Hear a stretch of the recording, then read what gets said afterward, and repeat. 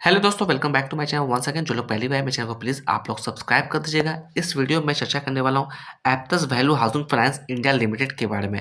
उम्मीद है नाम क्लियरली आपको दिख रही होगी। अगर आज की क्लोजिंग प्राइस की बात करें, 266 रुपये 50 पैसे के आसपास क्लोजिंग हमें देखने को मिली है।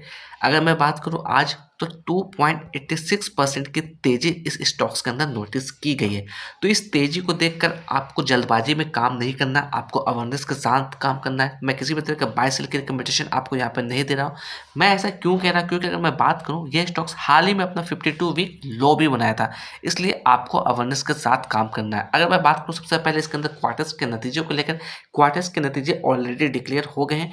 अगर क्वार्टर ऑन क्वार्टर बेसिस पर कंपेयर करने की कोशिश करें नतीजे को, तो काफ़ी शानदार जंप वहाँ पे देखने को मिल रही है नेट प्रॉफिट के अंदर। साथ ही साथ बात करें सेल्स की, तो सेल्स के अंदर भी काफ़ी ज़बरदस्त जंप देखने को मिल रही है। चाहे वो कंपेयर करने की कोशिश करें क्वार्टर ऑन क्वार्टर बेसिस पे, या फिर कंपेयर करने की कोशिश करें ईयर ऑन ईयर बेसिस पे।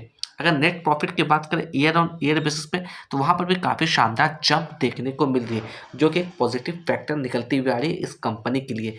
अगर बात करें यहाँ पे डीआईएस की तरफ से क्या कुछ खबरें निकलती हुई आ रही है, तो डीआईएस लगातार पिछले 2 क्वार्टर से इस कंपनी के अंदर अपना स्टेक्स को इंक्रीज करती हुई आ रही है। जहां एफआईएस की तरफ से बिकवाली हमें देखने को मिल रही है Aptus value housing finance India limited के अंदर, वहीं पर डीआईएस लगातार इसके अंदर खरीदारी करती हुई दिख रही है।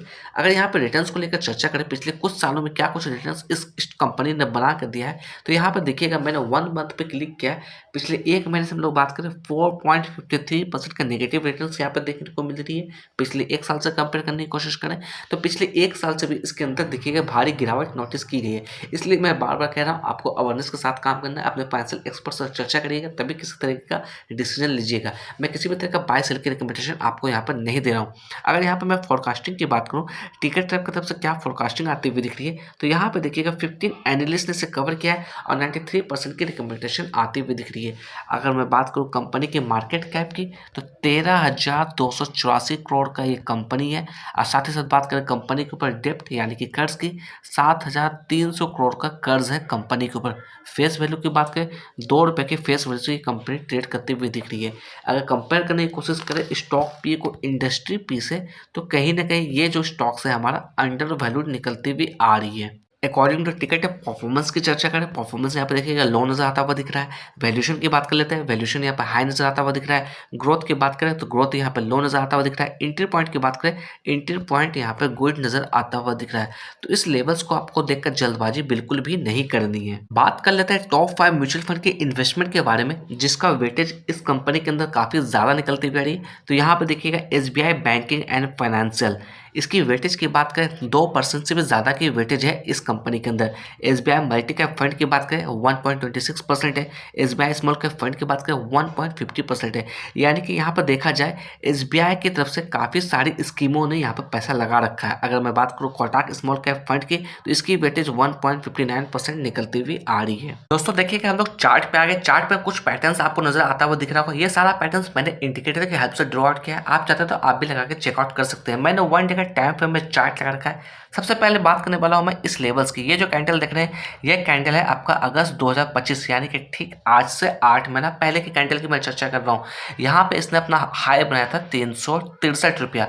उसके बाद देखा जाए तो इसके अंदर एक तरफ गिरावट देखने को मिली, और यहाँ पे मैं बात करूँ सितंबर के मंथ में 317 रुपये के आसपास का लो बनाया। वापस इसके अंदर तेजी देखने को मिली सितंबर के मंथ में ही, और 353 रुपये का हाई बनाया, और वापस इसके अंदर गिरावट वाली सिचुएशन देखने को मिली। और मैं बात करूं अक्टूबर के मंथ में, तो यहाँ पे इसने 315 रुपये के आसपास का लेवल बनाया, और उसके बाद देखा जाए तो इस लेवल्स के अंदर यहाँ पे ब्रेकडाउन देखने को मिली, और सीधा सीधे यहाँ पे बात करें तो सपोर्ट बनाया तकरीबन 273 रुपये के आसपास। मैं बात कर रहा हूँ दिसंबर के मंथ में। अगर अभी हम लोग बात कर देखिएगा, इसने इस लेवल्स को ब्रेकडाउन दे दिया था, और यहाँ पे अपना ऑल टाइम लो बनाया था तकरीबन 256 रुपये के आसपास।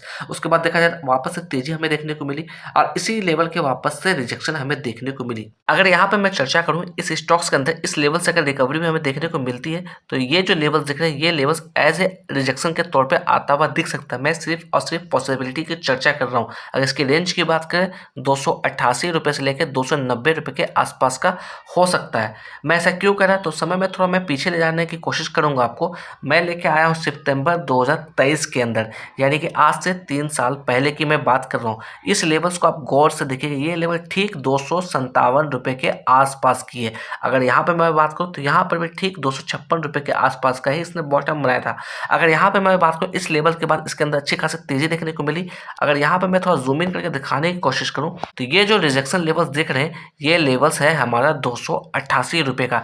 तो इसलिए मैं कह रहा हूँ मे बी कहीं न कहीं ये as a major rejection level हो सकता है। अगर इसके अंदर मैं बात करूँ 50 डे मूविंग एवरेज के बारे में, तो 50 डे में की वैल्यू निकलती आ रही है तकरीबन ₹278। अगर 200 डे मूविंग एवरेज की बात करें, इसकी वैल्यू निकलती आ रही है ₹301 के आसपास।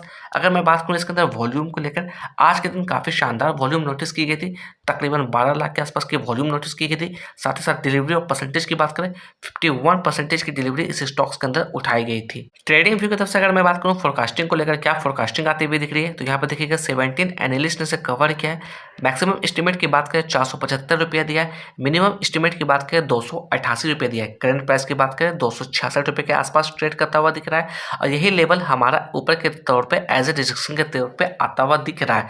तो यहाँ पे मैं अगेन कहना चाहूँगा, आपको फोमो में नहीं आना, खुद से एनालाइज करना, तभी किसी तरीके की डिसीजन लीजिएगा। चलते चलते मैं इतना कहना चाहूँगा, जो भी मेरे चैनल पहले आए मेरे चैनल को प्लीज़ आप लोग सब्सक्राइब कर दीजिएगा, जिससे मुझे भी मोटिवेशन मिलती रहेगी।